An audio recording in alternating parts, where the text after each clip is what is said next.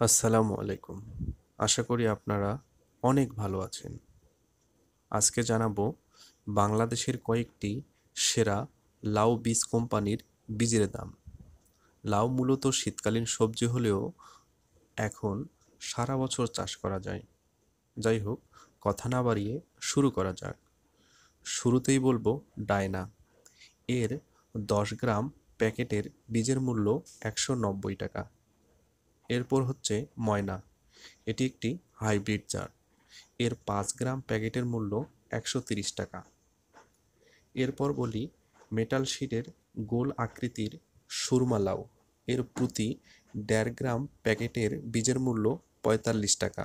Green magic 2 গ্রাম একটি বীজের প্যাকেটের মূল্য 45 টাকা। এরপর রয়েছে ইস্পাহানির নবাব, 5 গ্রাম একটি প্যাকেটের মূল্য 100 টাকা। আরেকটি আগাম জাত হচ্ছে জেরিন, দেখতে কিছুটা গোল আকৃতির। এর 10 গ্রাম বীজের মূল্য 160 টাকা। এছাড়াও আরেকটি আগাম জাত রয়েছে, সেটি হচ্ছে কোমল। এর 5 গ্রাম বীজের দাম 80 টাকা।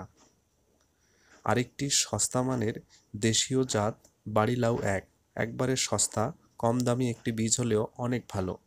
এর 10 গ্রাম বীজের মূল্য মাত্র 40 টাকা।